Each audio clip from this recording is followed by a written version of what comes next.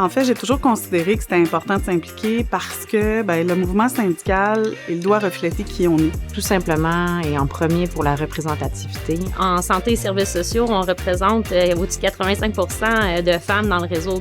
Donc, si c'est pas vous, les femmes, si c'est pas nous qui prenons la parole, qui va le faire à notre place? Personne. Comme représentante syndicale, pour moi, ça va de soi que je prenne la parole pour les femmes que je représente, entre autres, parce que je connais leur milieu. On a encore des droits à défendre dans notre société, on a encore une place à prendre.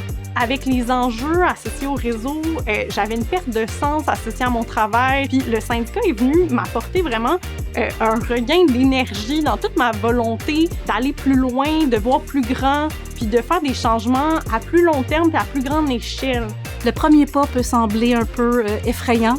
Allez-y graduellement. Moi, de mon côté, je me suis impliquée au niveau du comité féministe local. Donc, j'étais pas nécessairement en charge. Il y avait quelqu'un de l'exécutif qui prenait un peu plus le leadership. Ça m'a permis d'intégrer une structure que je connaissais moins, de l'apprivoiser graduellement. Un syndicat, c'est une grande famille.